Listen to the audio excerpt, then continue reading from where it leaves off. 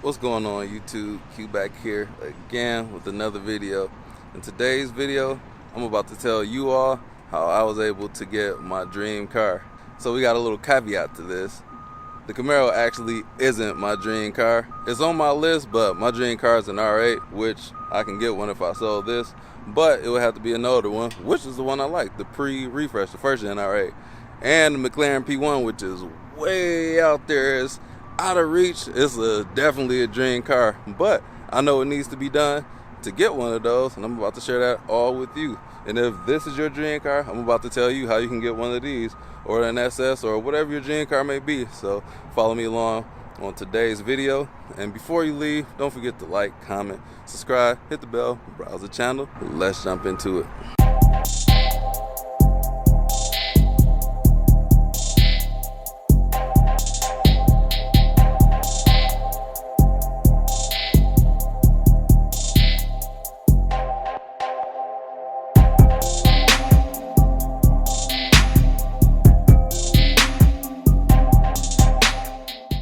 Alright, so the first list of business, what you want to do to get your dream car is find other people who have your dream car. So I know a lot of people with this car. So we got Race Car Friends with the SS1LE. He's an entrepreneur. We got 100 Gang Nate. He's also an entrepreneur. We got Hot 1LE, and I believe he's in IT. We got Taz. He's a mechanic. And then we got a few other people. I don't even know what they do. A couple of guys in the Camaro Club. They're all in the automotive industry. I myself, I'm in the automotive industry. If you didn't know, I'm an engineer. Background is electrical engineering, but that's what I do to make my bacon. Going with that, so with me, just being able to work a 9 to 5 as an engineer allows me to get stuff like this. But if I want to get something like a McLaren P1, then I need to really step my game up. First of all, if I wanted a McLaren P1, working a 9 to 5 just won't cut it. I would have to save every penny I made for decades and then put it all into a P1, which will probably be in a landfill by the time I'm able to afford it. But as you notice, I list a few entrepreneurs.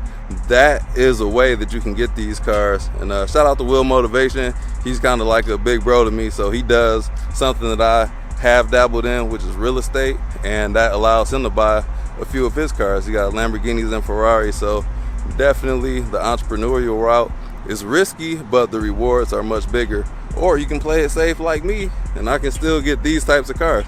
Depending on what your dream car is, you can be able to do it. So, and this even more ways, like you don't even have to have an expensive dream car.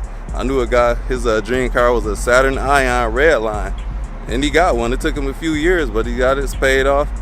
Peace of mind. Like, not everybody's into the expensive cars, and me, I think my realistic dream car would be the R8, and I know what I got to do to get one. I'm not going to sell this to get one of those though, just because this is the better car, and I know getting the R8 you need more money to just have saved up for the maintenance on that, because I want the V10 as well, and that's a bit more maintenance. So how do you meet these people with these cars? Go to car meets. Like I'm in the Camaro Club. Like, just join the club. It's a fee you have to pay, but just go around the car shows, just talk to people. Like, it's a bunch of YouTube channels with people talking to these millionaires or whatever type of people, how they're able to afford their cars, and a lot of them are down to earth and they'll tell you, but most of it is just hard work and it's learning. So that's a key to it, but you definitely want to be doing that, staying in the know. My advice to you also is find something that you can monetize. If you can monetize a hobby, like I love cars a lot, so I work in the automotive field and I'm doing YouTube. They both pay, so you can find a way to get that. And I've been selling cars, owning them, driving them, selling them, and making profit recently. So that's been another thing too. You just gotta know your information, know the ins and outs, find a hobby and monetize that if you will. Or you just save your money, work a job. Like, there's nothing wrong with either way. Like, there's no one way, no clear-cut way to do this kind of stuff. So that's the first piece of advice that I have for you. Now, the second piece of advice to getting your dream car, just minimize your expenses. Like, I know it's tempting to want to get the latest and greatest of everything.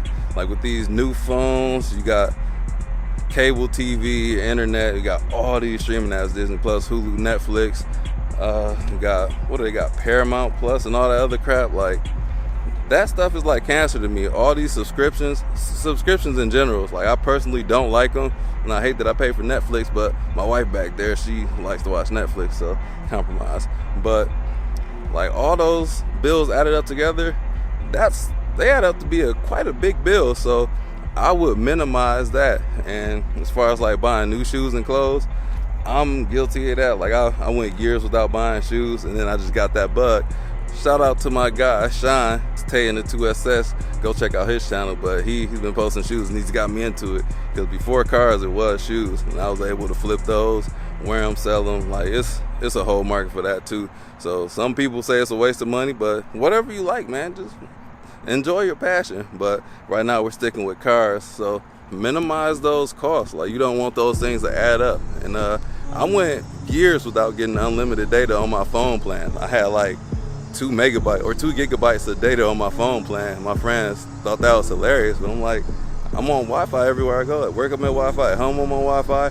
And I didn't watch videos when I'm out in public because I'm trying to be in the moment of where I was. So, but now I buckled down and got unlimited because I got a lot going on with my data. Always uploading stuff, uploading reels, so I kind of need to do that on the fly.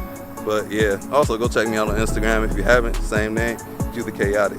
Once you master the technique of being a minimalist, just minimizing your bills, minimizing your debt. Also, you need to increase your income as well. How can you increase your income? There's a bunch of ways. You can stay at a job for however long. Some companies give bonuses, or like in this pandemic, like a lot of places are hiring because people keep leaving. You can just leave your current job and get a raise just from switching companies doing the same thing. Or you go to your manager, talk about that. I'm not the channel to tell you how to demand a raise, but there is a way. And a lot of companies now, since some companies where people are loyal to these companies and won't move, they're doing a market adjustment. So they know they're underpaying the people, but they're adjusting it to the market because the wages are higher. Inflation's up, everything else is up, but wages have stayed stagnant for so long. So if you choose to stay in there and just do those types of things, or do some things on the side. Like I made tons of money selling stuff on eBay, like thousands of dollars just selling what's already in my house on eBay. I gotta sell my Mustang GC350 winter tires too. They're sitting in there waiting for it to get a little bit cooler before I post those online. If you want those, hit me up on Instagram, DM me. And like I said, you can buy and flip the shoes, like be a hype beast. These limited, like the Travis Scotts. I'm always entering on these sneakers apps to get the limited shoes so I can buy them and sell them if I should choose to. I only got 2 of them and I actually wear them, so I'm not selling them. But I got the worst luck on those apps. The Yeezy Day didn't get anything. You definitely want to maximize your income. Just get a side job. I know a lot of people say do Uber and other odd jobs like that, DoorDash. It helps. Instacart. So those are just some ideas. Yard selling. Shout out to Gary V. Those are the 3 things. I can go into a more in-depth of exactly what I do, because a job is just one thing, but a job gets me into the car, but keeping the car, that's a whole nother story. So I have safety nets that I can fall back on just in case. But I did that video when I was in Jamaica, but the audio was crappy, so I'll do it again. That's all I got for you all today. Shout out to these satellites and this random crap behind me. But also, like, living expenses, like, there's nothing wrong with having a roommate. If you're younger, I would stay at home with my parents as long as I could. There's no shame in that at all. And some communities talk down on it, but I think it's a great idea. Like, I was at home, I moved out, went to college when I was 18, got my degree at 22, and then I was living on my own for a few years. Then my parents talked me back into moving at home. Like, oh, you don't need to be throwing the money in the air. And I considered it. I stayed out the house because I like my freedom, but I did end up moving back home with my dad when I was 25 years old for like 6 months, but it just helped out at the time. So I needed a short-term lease, but don't want to delve into that. Get a roommate, stay at home with your parents. There's no rush to get out the house. Hopefully your parents don't kick you out the house. I know that's like promoted into some communities, but I don't think that's a good idea. Like, if you do decide to go to college, and that's another thing, you don't have to go to college. I did, that worked for me, but with those student loan debts, and I don't know who has 6 figures to shell out for a degree. So where I'm from, I had to get all that in my name, and I was able to pay it all off, thankfully. Shout out to me for that. and it just helps to not have debt flying around. Like I talk about the credit cards, I don't have revolving credit card debt. All I have is my house and these cars. So make sure you stay on top of those bills, folks, and definitely do not get into that credit card debt. That's a huge no-no. So yeah, definitely roommates. Don't live above your means. Like I know that's like common sense, but maybe it'll help being heard from me. Like, don't live above your means. If you got a household full of 2 people and you got a 5-bedroom house, then just get the right size house. This houses are expensive right now, and you don't want to be paying rents for space you don't need.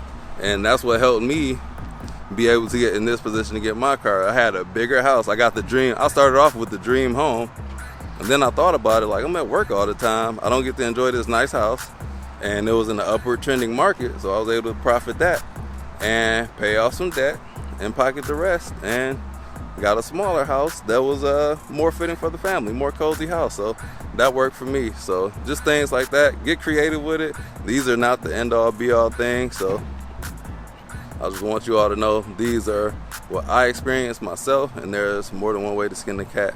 So I'm going to leave you all with that. Thank you for watching this video on how I got my dream car. Some of this is your dream car, but I'm working on my way to get that. All right, so I got my work cut out for me. So stay tuned to the channel. Oh, small update. The Subaru WRX, the VIN has been created. That means the car is built, and it should be shipped here. And they say early November now. And I'm also looking at the Acura Integra. I like that car. I'm going to do a video on that soon. If you follow me on Instagram, you've seen that in my story. So stay tuned, and I'm going to leave you all with that. Don't forget to like, comment, subscribe, hit the bell, browse the channel, and I'll catch you all in the next video. Peace out.